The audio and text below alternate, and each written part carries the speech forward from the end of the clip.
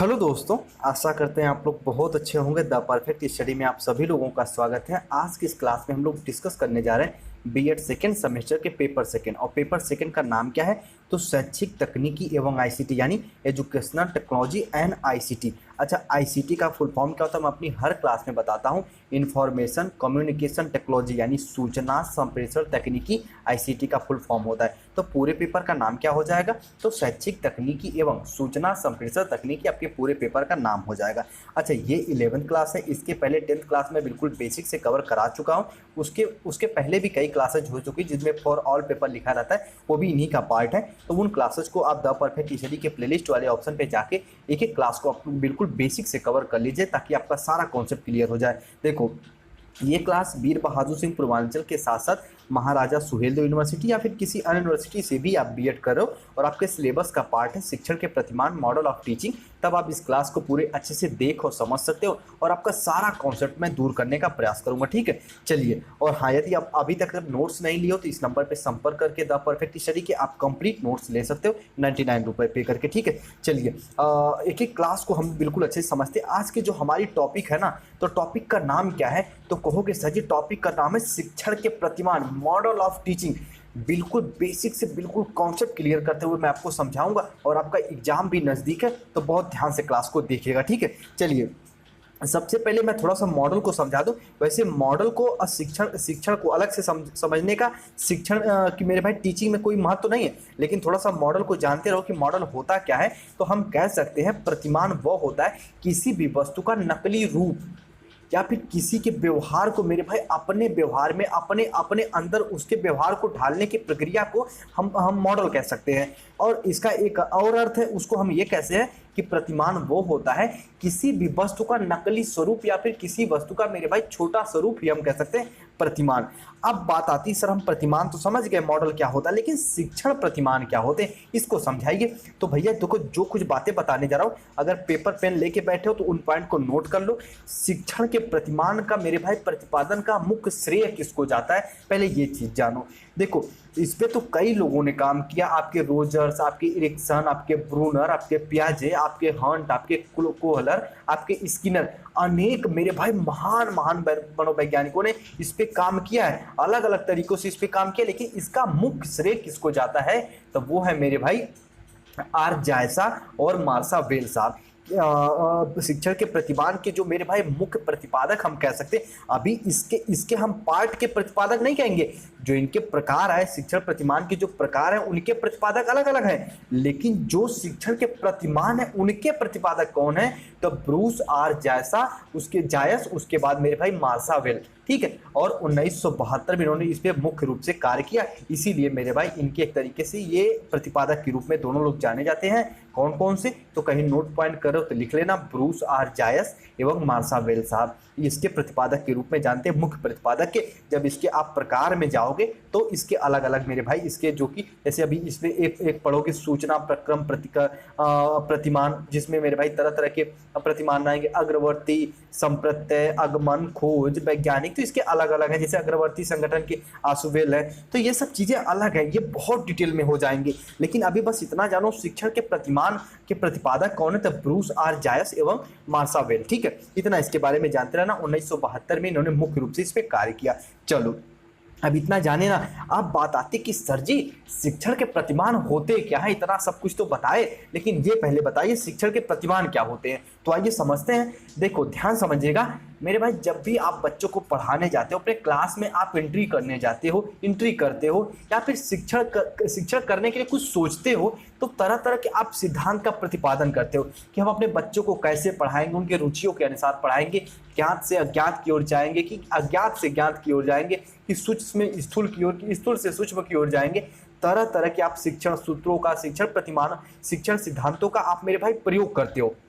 और इन शिक्षण सिद्धांतों का डेवलपमेंट करने से पहले आप कॉन्सेप्ट क्रिएट करते हो। ठीक है, एक तरीके से परिकल्पनाएं आप क्रिएट करते हो। इतना इसके बारे में जानते हैं। जब आप तरह तरह की कल्पनाएं, तरह तरह के कॉन्सेप्ट क्रिएट करते हो शिक्षण सिद्धांत को डेवलपमेंट करने के लिए, जब इन्हीं कॉन्सेप्ट का, जब इन्हीं परिकल्पनाओं का शिक्षण द्वारा, टीचिंग द्वारा मेरे भाई एक तरीके से इनको मान्यता मिल जाती है, एक तरीके से ये स्पष्ट हो जाते हैं कि हाँ जिस विधि से या फिर मेरे भाई जिस हम कॉन्सेप्ट से बच्चों को पढ़ाना चाहते हैं, बच्चे उस कॉन्सेप्ट से ज़्यादा सीख जाते हैं, तो वही कॉन्सेप्ट, वही शिक्षण सिद्धांत जाके मेरे भाई शिक्षण के प्रतिमान बन जाते हैं। अब उम्मीद करते हैं मेरी बातों को समझे होंगे।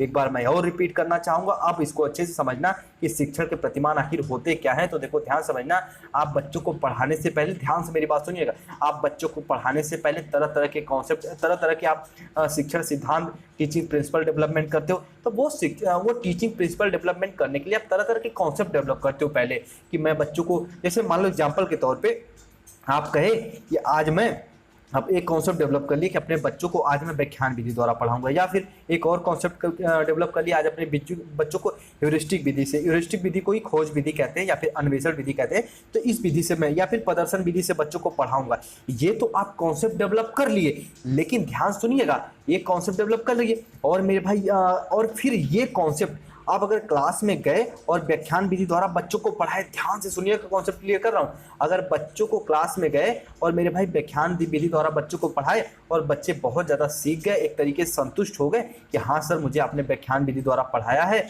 और मुझे समझ में आ गया, तो मेरे भाई यही व्याख्यान विधि आपका शिक्षण प्रतिमान बन जाएगा, यही खोज विधि आपका शिक्षण प्रतिमान बन जाएगा। उम्मीद करते हैं अब अच्छे से समझे होंगे। अब अगर मेरे भाई इतना अगर थोड़ा बहुत कंफ्यूजन है तो अब आगे चीज़ों को समझेंगे हम लोग और आपका सारा कॉन्सेप्ट क्लियर हो जाएगा। आइए सबसे पहले इस पॉइंट को समझिए। अगर नोट पॉइंट कहीं कर रहे हो इसको लिख लीजिएगा, वरना मैं इसका नोट्स भी टेलीग्राम पर शेयर कर दूंगा। बाकी जो 99 रुपये वाला नोट्स हो उसमें ये सारी चीज़ें मेंशन है, ठीक है। चलो, शिक्षण सिद्धांतों के विकास के क्रम में विभिन्न परिकल्पनाओं का निर्माण होता। अब देखो पॉइंट यहाँ क्लियर होगी, जो ऊपर इतना चीजें बताया हूं, अब शिक्षण के सिद्धांतों के विकास के क्रम में विभिन्न परिकल्पनाएं, विभिन्न कॉन्सेप्ट का निर्माण होता है। इसमें से जिस परिकल्पना की पुष्टि शिक्षण के द्वारा होती है उसे शिक्षण का प्रतिमान कहा जाता। भैया आपका पूरा रोंगटा खड़ा हो जाना चाहिए, सर जी आप तो बहुत अच्छी बात बता दी है कि हाँ देखो ध्यान सुना, जिस परिकल्पना का, जिस मेरे भाई कॉन्सेप्ट की पुष्टि शिक्षण टीचिंग के द्वारा हो जाती, क्लास में जाओगे जिस भी परिकल्पना का प्रयोग कर रहे हो, यदि बच्चे उससे सीख गए तो वही शिक्षण के प्रतिमान बन जाएंगे। वेरी इंपॉर्टेंट डेफिनेशन है, इसको कहीं अपने दिल में बैठा लीजिएगा और आपका सारा कॉन्सेप्ट क्लियर करेगा। एक बार इसे अपने खुद से पढ़िएगा और इसका निष्कर्ष निकालने का प्रयास करिएगा, ठीक है। चलिए आगे थोड़ा सा और समझते हैं। यदि किसी प्रतिमान से लक्ष्य की प्राप्ति संभव हो तो वह शिक्षण सिद्धांत बन जाते हैं। देखो ध्यान समझना, पहले तो क्या था कि मेरे भाई शिक्षण के सिद्धांत से शिक्षण के प्रतिमान डेवलप होते हैं, लेकिन यदि ये शिक्षण के प्रतिमान से, देखो ध्यान समझना, यदि आप क्या हो कि कोई एक लक्ष्य निर्धारित कर लिए कि हम अपने बच्चों को आज फिजिक्स पढ़ाना चाहते हैं और फिजिक्स पढ़ाएंगे हम अपने बच्चों को प्रदर्शन विधि से, कुछ ना कुछ प्रयोग करके बच्चों को पढ़ाएंगे, ये तो आपका प्रतिमान हो गया। लेकिन यदि मेरे भाई ये लक्ष्य की प्राप्ति हो गए, बच्चे ज़्यादा से ज़्यादा प्रैक्टिकल वगैरह कर लिए, तो ये जाके लास्ट में टीचिंग प्रिंसिपल बन जाएगा और यही मेरे भाई इसका निष्कर्ष है। उम्मीद करते हैं इस पॉइंट को भी आप लोग अच्छे से समझोगे। अगर थोड़ा सा ध्यान लगा के नहीं समझोगे तो ये कॉन्सेप्ट बिल्कुल भी क्लियर नहीं होगा। तो अभी आप सभी बच्चे क्लास पे ध्यान दीजिए, ठीक है। देखो ध्यान समझना, नोट पॉइंट करके लिखा हूं, ये तो ऊपर समझा ही दिया हूं कि जो प्रतिमान होता है उसे अंग्रेजी में मॉडल कहते हैं और मॉडल का अर्थ क्या होता है, नकली या छोटा आकार जो किसी वस्तु का वास्तविक रूप नहीं बल्कि उसका प्रतिरूप होता है। जैसे अभी कहते हैं ना, यहाँ पे मान लो समझना, यहाँ पे मान लो आप हो, ये आप रियल वाले हो, ये आप रियल वाले हो और कहीं गए आप अपना फोटो खिंचा लिए अपना, ठीक है। जैसे मान लो कहीं पासपोर्ट साइज फोटो लगाते हो कहीं कहीं, तो ये फोटो खिंचा लिए, तो ये इसका वास्तविक स्वरूप तो नहीं है, लेकिन मेरे भाई ये हो आप ही ना, तो इसका ये प्रतिमान कहलाया जाएगा। किसी वस्तु का वास्तविक स्वरूप नहीं बल्कि उसका एक प्रतिरूप होता है, उसे ही हम मॉडल कहते हैं। अब मॉडल के बारे में हमारे जो प्यारे प्यारे मनोवैज्ञानिक, महान मनोवैज्ञानिक एच.सी. वाइल्ड साहब क्या कहते हैं उसको समझिएगा। प्रतिमान किसी आदर्श के अनुरूप व्यवहार को ढालने की प्रक्रिया को कहा जाता है। देखो अगर नोट पॉइंट कर रहे हो तो कहीं लिख लीजिएगा, प्रतिमान किसी आदर्श के अनुरूप व्यवहार को ढालने की प्रक्रिया को कहा जाता है। प्रतिमान किसी आदर्श के अनुरूप मतलब देखो ध्यान समझना, किसी आदर्श, मान लो एक यहाँ पे ऐसे समझो, यहाँ पे मान लो हमारे प्यारे भगत जी हैं, ये मान लो हमारे भगत जी हैं, इनके मेरे भाई ये हमारे आदर्श ये तो हैं। और किसी प्रतिमान किसी आदर्श के अनुरूप, ये हमारे आदर्श हो गए। और व्यवहार ढालने की प्रक्रिया के अनुरूप व्यवहार, ये हम हो गए। और ये व्यवहार मेरे भाई, इनके जो भी व्यवहार है हम अपने अपने लाइफ में इनके व्यवहार को मेरे भाई एक तरीके से उपयोग में ला रहे हैं, तो ये प्रोसेस जो है वो कहला जाएगा प्रतिमान, वो कहलाता है मेरे भाई मॉडल। इसको ऐसे समझो और कॉन्सेप्ट क्लियर हो जाएगा। यहाँ पे देखो, मान लो ये कोई मेन लीड रोल में है, यहाँ पे मान लो कोई एक एक्टर है, इनके पीछे जितने भी 5-6 लोग डांस कर रहे हैं, ये मॉडल कहलाएंगे। कैसे? अब देखो, ये मेरे भाई इनके जो भी आदर्श हैं, इनके आदर्श तो यही है ना, और इनके व्यवहार को ये अपने लाइफ में उतार रहे हैं, तो ये मॉडल कहलाएंगे। उम्मीद करते हैं मॉडल के बारे में जानते हो। अभी एक कॉन्सेप्ट यहाँ पे क्लियर करूँ, 2 बातें बताऊंगा, अब आपका कॉन्सेप्ट क्लियर होगा। यहाँ पे अगर अलग अलग करके पढ़ोगे ना भैया प्रतिमान को और मॉडल को, तो दोनों का अर्थ अलग अलग निकलेगा। देखो, अगर इतना डीप में ना, मुझे नहीं लगता कोई जाता होगा वो बीएड की क्लास के लिए, तो मैं इसलिए जा रहा हूँ ना, ताकि अगर आप पेमेंट की तैयारी करो, आप सीटेट की तैयारी करो, तो भैया एकदम आप क्वेश्चन को ना तोड़ना जान जाओ। तो क्या होगा, तो अगर प्रतिमान को और शिक्षण को अलग अलग पढ़ोगे ना, तो प्रतिमान का अर्थ अलग ही निकलेगा और शिक्षण का अलग अर्थ ही निकलेगा। जब दोनों को एक में करके पढ़ोगे तब पता चलेगा कि मेरे भाई शिक्षण के प्रतिमान से क्या होता है। एक तरीके से हम कहते हैं टीचिंग प्रिंसिपल डेवलपमेंट होते हैं, टीचिंग प्लानिंग डेवलपमेंट होती है। तो ये इसका अर्थ है, अलग अलग करके मत पढ़िएगा, नहीं तो इसका अर्थ अलग अलग निकलेगा, आप कंफ्यूज होंगे। चलो, और आपके समझने के लिए मैं थोड़ा सा एक बात बताऊं, और वैसे ये दोनों अपने में अलग है जो बताने जा रहा हूं, लेकिन समझने के लिए समझ सकते हो। जो शिक्षण के प्रतिमान है ना, इसे हम टीचिंग स्ट्रेटजी कहते हैं, शिक्षण व्यूह रचना भी कह सकते हैं। कहोगे सर जी बात तो सही है, लेकिन पहले इसे समझाइए। देखिए, शिक्षण व्यूह रचना और शिक्षण के प्रतिमान दोनों में एक तरीके से मेरे भाई समझ, ये मान के चलो कि 50% अंतर है। लेकिन समझने के लिए जो टीचिंग स्ट्रेटजी होती है, जो हम लोग पढ़े इसके पहले वाली क्लासेज में कि टीचिंग व्यू रचना क्या होती है, क्लास में हम बच्चों को कैसे पढ़ाते हैं, क्या क्या प्लानिंग वगैरह कहते हैं, वो शिक्षण व्यू रचना में आती है। सेम वही कार्य शिक्षण के प्रतिमान में भी होता है, लेकिन दोनों में कुछ अंतर है, अभी वो नीचे मैं उसको समझाऊंगा, ठीक है। पर समझने के लिए इतना जानते रहो कि जो शिक्षण के प्रतिमान है और जो शिक्षण व्यू रचना है, दोनों के काम बिल्कुल 50% सिमिलर ही हैं, ताकि अधिगम और लर्निंग की प्रक्रिया को एक तरीके से प्रभावी बनाना। और एच.सी. वाइल्ड साहब की डिफिनेशन को समझे अब थोड़ा सा, कि मेरे भाई पॉल डी ईगन के और उनके सहयोगी जो परिभाषा दी गई है शिक्षण के प्रतिमानों को, ये वेरी वेरी इंपॉर्टेंट है, इसको कहीं नोट करके लिख लीजिएगा।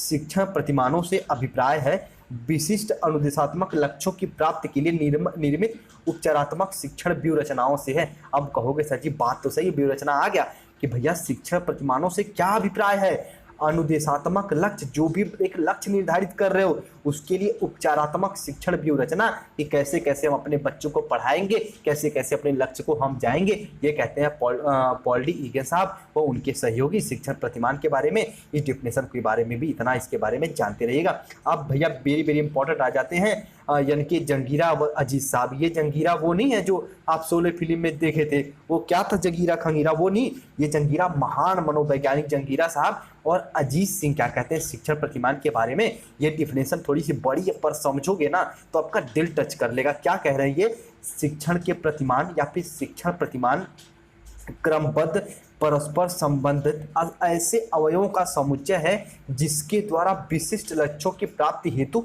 मार्गदर्शन मिलता है। इससे पर्यावरण जन्य सुविधाओं, अनुदेशात्मक क्रियाओं योजना बनाने, इन क्रियाओं को क्रियान्वित करने के लिए निश्चित उद्देश्यों को प्राप्त करने में सहायता मिलती। कहने का साफ साफ मतलब है शिक्षण अधिगम की क्रियाओं में जितने भी प्रोसेस होते हैं वो सारे प्रोसेस मेरे भाई शिक्षण प्रतिमान के अंतर्गत आते हैं। उम्मीद करते हैं कि मेरे भाई जंगीरा व अजीत जी के डिफिनेशन को अच्छे से समझोगे। इसमें अनुदेशात्मक क्रियाओं की योजना, उसके साथ साथ अपने लक्ष्य को प्राप्ति करने के लिए मेरे भाई आप अग्रसर भी रहते हो, सारी क्रियाकलाप शिक्षण प्रतिमान के अंतर्गत आता है। उम्मीद करते हैं इतने पॉइंट को आप लोग समझे होंगे। अब नोट पॉइंट करके यहाँ पे लिखा गया है, इसको समझ लो। शिक्षण प्रतिमानों का प्रयोग शिक्षण कार्यों को प्रभावी बनाने के लिए किया जाता है। एक की पॉइंट बता दो ना, कोई भी कैरेक्टरिस्टिक्स पूछे, चाहे शिक्षण विधियां पूछे, चाहे शिक्षण टेक्निक पूछे, शिक्षण मेरे भाई प्रविधि पूछे, या फिर टीचिंग व्यू रचना पूछे, इस पॉइंट को तो मेंशन करिए दीजिएगा कि क्या होता है कि अगर मान लो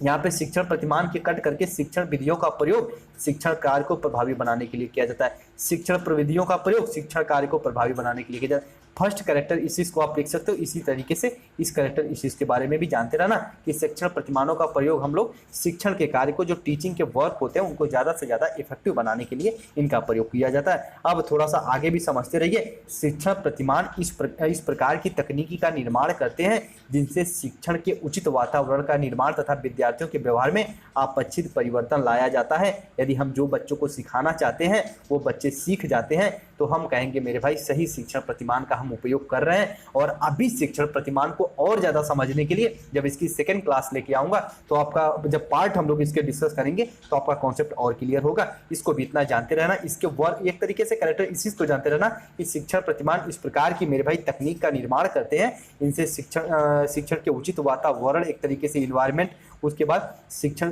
जो विद्यार्थी हैं उनके व्यवहार में, उनके बिहेवियर में हम चेंजेस ला सकते हैं, पॉजिटिव चेंजेस ला सकते हैं। इस शिक्षण प्रतिमान के मुख्य उद्देश्य होते हैं। अब थोड़ा सा आगे समझ लो इस पॉइंट को।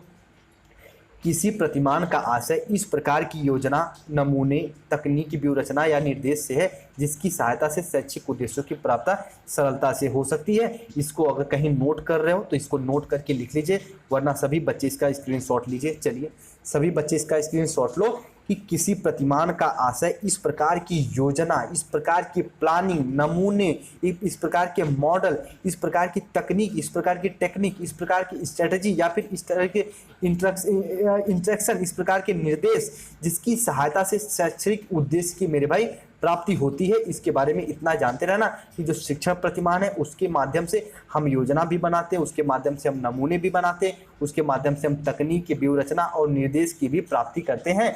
तो ये मेरे भाई टीचिंग मॉडल हो जाते हैं। कहने का मतलब है शिक्षण अधिगम प्रक्रिया में जितने भी कार्य होते हैं वो हम मेरे भाई की टीचिंग मॉडल के माध्यम से कंप्लीट कर सकते हैं। अब इतना इसके बारे में जानते रहिएगा। अब इसके हम लोग कैरेक्टर इसी को समझते हैं। जो इसका कॉन्सेप्ट था मैं समझा दिया हूँ, एक बार मैं और समझाऊंगा। शिक्षण के प्रतिमान आखिर होते क्या हैं, इसको ध्यान से समझिएगा।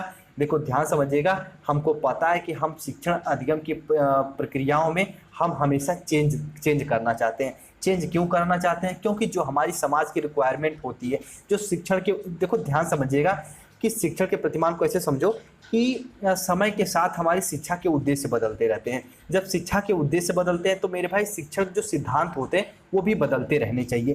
तो जब शिक्षण के सिद्धांत बदलते रहते हैं तो हमें कुछ ऐसे प्रतिमान की आवश्यकता पड़ती है जिससे बच्चों को हम ज़्यादा से ज़्यादा सिखा पाएँ। इसीलिए मेरे भाई जो शिक्षण के सिद्धांत हैं उनको डेवलपमेंट करने के लिए हम तरह तरह के कॉन्सेप्ट डेवलपमेंट करते हैं। अगर वही कॉन्सेप्ट किसी शिक्षण के माध्यम से एक तरीके से संतुष्ट हो जाते हैं तो वही शिक्षण प्रतिमान बन जाते हैं। उम्मीद करते हैं इतना इसके बारे में समझे होंगे। अब थोड़ी सी इसकी विशेषताएं को समझो अब और आपका कॉन्सेप्ट क्लियर हो जाए। आइए इसके कैरेक्टर इसिस को समझते हैं। तो फर्स्ट कैरेक्टर इसिस क्या है? देखो ये आपके एग्जाम में पूछता है, वरना अगर सीटेट वगैरह के लिए पढ़े रहते तो अभी ऊपर तो मैं पढ़ाई दिया वो कंप्लीट हो गया, लेकिन आपको बीएड के लिए पढ़ रहे हो, थोड़ा सा डिटेल में जाना आवश्यक है। तो देखो फर्स्ट पॉइंट को समझो। शिक्षण प्रतिमानों का निर्माण विशिष्ट उद्देश्यों की प्राप्ति के लिए किया जाता है, अतः यह सामान्य शिक्षण तकनीकी तथा व्यूह रचना से अलग है। देखो सामान्य शिक्षण तकनीकी और व्यूह रचना क्या है, ध्यान से समझिएगा। जो शिक्षण तकनीक है वो क्लास में आप उपयोग करते हो, जो शिक्षण व्यूह रचना है वो क्लास में मेरे भाई जाने के लिए आप उपयोग करते हो कि क्या क्या मैं टीचिंग स्ट्रेटजी क्या क्या प्रयोग करूंगा। लेकिन जो शिक्षण के प्रतिमान है वो बच्चों को क्या, क्यों, कैसे पढ़ाओगे, इन सारे क्वेश्चनों का उत्तर इसमें मिल जाता है। तो ये इन दोनों से थोड़ा थोड़ा अलग भी हैं, इसके बारे में इतना जानते रहिएगा। आइए अगले पॉइंट पे चलते हैं। शिक्षण प्रतिमान शिक्षण अधिगम प्रक्रियाओं में शिक्षण के मार्गदर्शक का कार्य करती हैं। जो आपके टीचर होते हैं उनके लिए ये मार्गदर्शक एक तरीके से उनको एक रास्ता दिखाते हैं कि आपको अपने बच्चों को पढ़ाना कैसे, कौन कौन से टीचिंग स्ट्रेटेजी का, कौन कौन से नियोजन का, कौन कौन से प्लानिंग का प्रयोग करते हुए अपने बच्चों को ज़्यादा से ज़्यादा सिखा सकते हो। इस पॉइंट को भी अपने दिमाग में बना के रखिएगा, ठीक है। आइए अगले पॉइंट को समझो। शिक्षण प्रतिमान द्वारा शिक्षक क्या पढ़ाना है, किस कक्षा में कौन सी अनुदेशन सामग्री का प्रयोग करे, पाठ को किस विधि से विकसित करे, छात्रों का मूल्यांकन कैसे करे, यह छात्रों अध्यापकों के मध्य अंतःक्रिया को स्थापित करता है। यानी जो मेरे भाई टीचिंग प्रतिमान है उसमें संपूर्ण शिक्षण अधिगम की क्रियाएं सम्मिलित हैं कि अपने क्लास में आपको कैसे पढ़ाना, क्या पढ़ाना, कैसे मूल्यांकन करता है, और आपके जो स्टूडेंट है आप हो, आप दोनों के बीच एक तरीके से अंतःक्रिया, एक तरीके से इंटरेक्शन का डेवलपमेंट करता है। इसके बारे में इतना जानते रहिएगा। गया। ये इसके कैरेक्टरिस्टिक्स को हम लोग डिस्कस कर रहे हैं, इसके बारे में इतना आप लोग जानते जरूर रहिएगा। ठीक है, देखो अगले पॉइंट को समझो।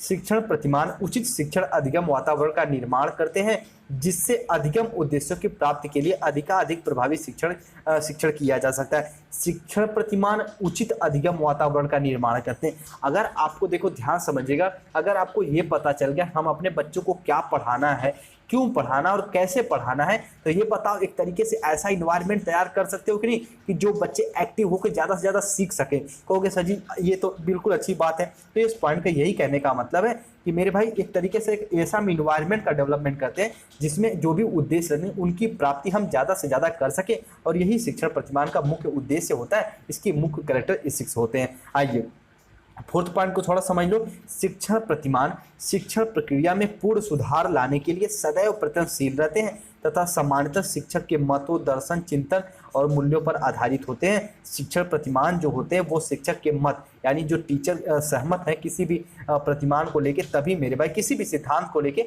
अगर शिक्षक एक मत है तभी वो जाके शिक्षण प्रतिमान बन जाएगा, और उनके चिंतन उनके मूल्यों पर आधारित होता है। कहने का मतलब है शिक्षण के प्रतिमान के डेवलपमेंट में अध्यापक का इंपॉर्टेंट रोल होता है। एक तरीके से मेरे भाई इसके बारे में इतना जानते रहिएगा। अब थोड़ा सा फिफ्थ पॉइंट समझ लो। प्रत्येक शिक्षण प्रतिमान के निश्चित मूल आधार होते हैं, अर्थात प्रत्येक प्रतिमान किसी दर्शन पर आधारित होते हैं, साथ ही मनोवैज्ञानिक नियमों का पालन भी करते हैं। इसमें हमको पता है कि हम भैया ज्ञात से अज्ञात की ओर चलेंगे, इसी प्रकार बच्चों को हम मेरे भाई बेसिक से हाई लेवल की ओर चलेंगे।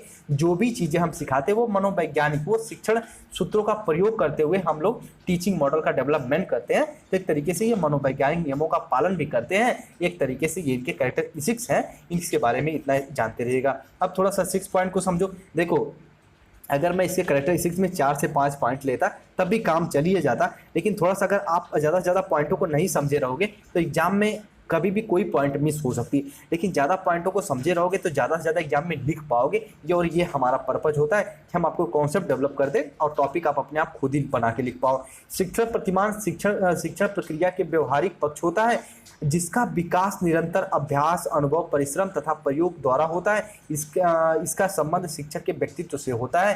कहने का मतलब है शिक्षण अपने व्यक्तित्व द्वारा, अपने पर्सनालिटी द्वारा मेरे भाई कि जो भी इनके टीचिंग मॉडल है उसको डेवलपमेंट करता है कि अपने क्लास में बच्चों को कैसे पढ़ाएगा, क्या पढ़ाएगा और कितने समय में कितना कुछ पढ़ा देना है, ये सब मेरे भाई टीचिंग मॉडल के अंतर्गत आएगा। एक तरीके से हम नियोजन प्लानिंग करते हैं और ये डिपेंड किस पे होता है, तो आपके अध्यापक पे डिपेंड होता है। इस पॉइंट को भी आप लोग जानते रहिएगा। उसके बाद शिक्षण प्रतिमान उचित शिक्षण वातावरण का निर्माण करके विभिन्न विधियों पर प्रकाश डालते हैं। देखो अभी ऊपर हम लोग डिस्कस किए जो शिक्षण के प्रतिमान है वो मेरे भाई एक तरीके से आपका इन्वायरमेंट तैयार करते हैं कि बच्चों को कैसे सिखाया जाए, और विभिन्न विधियों पर प्रकाश डालते हैं। जिस भी विधि का आप प्रयोग करते हो यदि वो मेरे भाई शिक्षण द्वारा प्रतिपुष्टि हो जाती है, उसकी पुष्टि हो जाती है, वो स्पष्ट हो जाते हैं, तो वो क्या बन जाते हैं, शिक्षण के प्रतिमान बन जाते हैं। उम्मीद करते हैं इस पॉइंट को भी आप लोग समझे होंगे। अपने सिद्धांतों के आधार पर अधिगम अनुभव की व्यवस्था करते हैं, शिक्षक तथा छात्रों को वांछनीय अनुभव भी देते हैं। ये शिक्षण प्रतिमान के मुख्य कैरेक्टरिस्टिक्स हैं। और थोड़ा सा अगले पॉइंट को समझ लीजिए।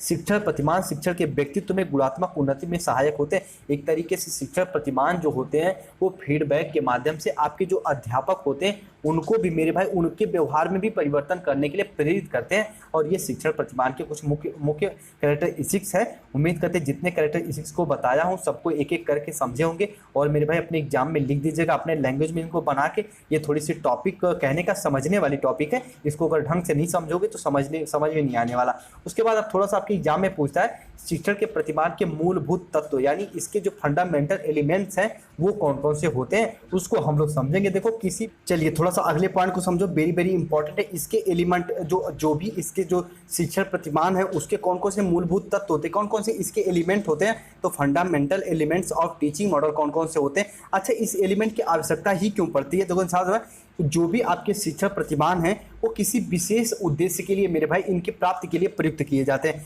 जैसे कि बच्चों को आसानी से सिखा सको, बच्चों को मेरे भाई सरलता से कोई चीज़ सिखा सको, ज़्यादा से ज़्यादा कोई चीज़ सिखा सको बच्चों को, उनको एक तरीके से एक क्लास में एक्टिव करो। इसके लिए हम शिक्षण प्रतिमान का प्रयोग करते हैं, तरह तरह की शिक्षण टेक्निक का प्रयोग करते हैं। तो इन शिक्षण प्रतिमानों का प्रयोग करने से पहले इनके एलिमेंट को तो जानना आवश्यक है ना, कि कौन कौन सी इनकी तैयारियां करते समय यानी शिक्षण प्रतिमान का प्रयोग करने से पहले कौन कौन से इसमें एलिमेंट समाहित हैं उनको जानना आवश्यक है। तो सबसे फर्स्ट देखो, इनको पांच इनके एलिमेंट मुख्यतः होते हैं। तो सबसे फर्स्ट कौन सा है, तो वो उद्देश्य, जिसे लक्ष्य या फिर फोकस कहते हैं, जिसके लिए ये प्रतिमान विकसित किया गया है। उसके बाद संरचना, यानी क्लास में जब आप क्रियाकलाप करते हो तो वो संरचना के अंतर्गत आएगा। उसके बाद देखो थर्ड फोर्थ फिफ्थ कौन कौन सा है, ध्यान समझना।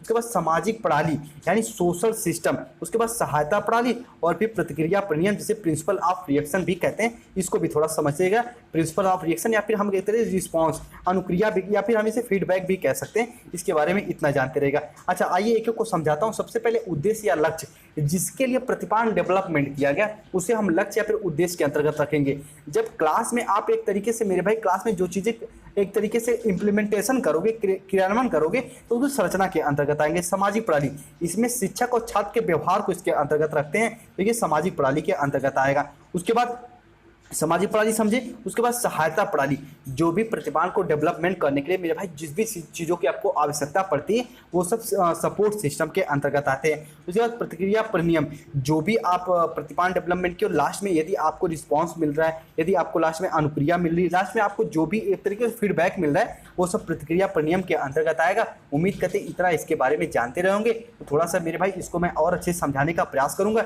जब इसके हम लोग मेरिट को डिस्कस करेंगे, ठीक है। और जब इसके पार्ट को हम लोग डिस्कस करेंगे तो शिक्षक प्रतिपाल को मैं और डिस्कस करने का प्रयास करूंगा, ठीक है। चलिए अब थोड़ा सा हम लोग अगले टॉपिक पे चलते हैं। तो अगली पॉइंट मेरे भाई वेरी वेरी इंपॉर्टेंट, शिक्षण प्रतिमानों के उपयोग एवं महत्व, यानी importance and usages of teaching model. Very very important topic है भैया, इसको समझो। आपके डायरेक्ट यहाँ से क्वेश्चन भी आ जाते हैं। जो टीचिंग मॉडल हैं वो आपके स्कूल, आपके विद्यालय शिक्षण व्यवस्था में अधिक अच्छे परिणामों की प्राप्ति के लिए प्रयोग किए जाते हैं। वेरी वेरी इंपॉर्टेंट पॉइंट है, इसको अपने इंपॉर्टेंस में लिख सकते हो। अगर पूछ दिया आपके एग्जाम में तो शिक्षण प्रतिमान जो है उनका उपयोग क्यों करते हैं, तो जो भी आपके स्कूल, आपके जो भी विद्यालय हैं, जो भी आपके कॉलेज हैं, उसमें अच्छे परिणाम के लिए इनका प्रयोग किया जाता है, ताकि बच्चे ज़्यादा से ज़्यादा सीख सके आसानी से कोई भी विषय वस्तु। उसके बाद प्रतिमानों का प्रयोग, मॉडल का प्रयोग शैक्षिक व्यवस्था में क्रमबद्धता पूर्णता आती है। इनके प्रयोग से क्रमबद्धता और पूर्णता आती है, जिससे शिक्षण की क्रियाएं सुव्यवस्थित होती हैं। इस पॉइंट को भी इसमें मेरे भाई नोट करके लिख लीजिएगा। और एक बात यहाँ पे बता दूं, यदि जो भी आप इनके प्रयोग, इनके इंपॉर्टेंस, इनकी यूजेस को पढ़ते हो, ऐसा नहीं कि सेम पॉइंट ही लिखो, कुछ पॉइंटें अपने से भी क्रिएट करके अपने नॉलेज पे जो भी इसके मेरे भाई अभी ऊपर जितने भी शिक्षा प्रतिमान का कॉन्सेप्ट क्लियर करते हुए समझे हो, कुछ पॉइंटें अपने हिसाब से बना के लिख सकते हो। ऐसा नहीं कि सेम पॉइंटें ही लिखो, ठीक है। चलो उसके बाद थर्ड पॉइंट को समझो। शिक्षण प्रतिमान को सामाजिक, व्यक्तिगत व ज्ञानात्मक एवं व्यवहारिक बच्चों के विकास के लिए प्रयोग किया जाता है। इसलिए शिक्षण के सभी उद्देश्यों की प्राप्ति के लिए इसका प्रयोग किया जाता है। ये भी पॉइंट इंपॉर्टेंट है, इसको भी कहीं नोट करके लिख लीजिएगा। और अपने एग्जाम में अगर यहाँ से क्वेश्चन आता है तो इस पॉइंट को जरूर मेंशन करिएगा थर्ड वाले के लिए, क्योंकि इसमें तीनों मेरे भाई सामाजिक, व्यक्तिगत और ज्ञानात्मक व्यवहारिक सभी के विकास के लिए शिक्षण प्रतिमान या फिर टीचिंग मॉडल का प्रयोग किया जाता है। इसलिए सभी शिक्षक उद्देश्यों में इसका प्रयोग किया जाता है। चलिए अब फोर्थ पॉइंट को समझो। विद्यालय के विभिन्न विषयों के शिक्षण में आवश्यकता अनुसार विभिन्न शिक्षण प्रतिपादनों का उपयोग किया जाता है। देखो ध्यान समझिएगा मेरे भाई, कभी कभी हम खोज प्रशिक्षण या फिर आगमन, चिंतन, संप्रत्यय प्राप्ति, अगवर्ती संगठन, ये तरह तरह की जो भी प्रतिमान हैं तो उनका प्रयोग हम विषय वस्तु की जो प्रकृति होती है उसके हिसाब से इनका चयन करते हैं। इस पॉइंट को भी समझते रहना, इसलिए इसका रोल इंपॉर्टेंट हो जाता है। फिफ्थ पॉइंट को समझो। प्रतिमान जो भी हैं शिक्षण को वैज्ञानिक, नियंत्रित तथा उद्देश्य निर्देशित बनाते हैं, जिससे छात्र के व्यवहार में परिवर्तन लाना ज़्यादा आसान हो जाता है। इस पॉइंट को भी थोड़ा सा जानते रहिएगा। उसके बाद अगली पॉइंट है शिक्षण प्रतिमान शिक्षण प्रक्रिया में शोध कार्य करने का एक विशाल क्षेत्र बनाते हैं, जिनके द्वारा शिक्षण प्रक्रिया को आसानी से समझाया जा सकता है और शिक्षण के नए आयाम तथा नए क्षेत्र की स्थापना करते हैं। इस पॉइंट के इसकी इंपॉर्टेंस, इसकी यूजेज में मेरे भाई जानते रहिएगा। इसके अगले क्लास में हम इसके पार्ट को डिस्कस करेंगे, तब थोड़ा सा कॉन्सेप्ट आपका और क्लियर होगा कि टीचिंग मॉडल क्या होते हैं। थोड़ी सी टॉपिक मेरे भाई की थोड़ी सी टॉपिक आपको कहते हैं ना थोड़ी सी हार्ड थी, पर इसको समझने का प्रयास करोगे टीचिंग मॉडल को तो अच्छे समझ में आ जाएगा। यदि आप लोग अभी तक नोट्स नहीं लिए हो, इस नंबर पर संपर्क करके नोट्स ले सकते हो। समय कम है, ज़्यादा से ज़्यादा बच्चों नोट्स लेके अपना पढ़िए, ठीक है। चलिए और नोट्स लेने के साथ साथ क्लास भी मेरे भाई करते रहिए ताकि सारा कॉन्सेप्ट आपका क्लियर रहे। अभी तक अगर ये टेलीग्राम से नहीं जुड़े, उसका टोटल जो भी पीडीएफ है मैं टेलीग्राम पे आपको प्रोवाइड कर दूंगा, ठीक है। चलिए, हमसे अगर इंस्टाग्राम से भी जुड़ना चाहते हैं, कुछ डिस्कस करना चाहते हैं तो डिस्क्रिप्शन में लिंक है, जुड़ सकते हैं, ठीक है। चलिए, यदि अभी द परफेक्ट स्टडी से जुड़े नहीं तो सब्सक्राइब करके जुड़ भी सकते हैं। उम्मीद करते हैं शिक्षण के प्रतिमान को बिल्कुल अच्छे से डिस्कस किए हैं। ज़्यादा बार अगर शिक्षण के प्रतिमान बोल दो ना तो प्रतिपान आ जाता है, प्रतिमान भूलिए जाता है, तो इसको अच्छे से समझते रहिए। उम्मीद करते हैं सारी पॉइंट को आप लोग समझे होंगे।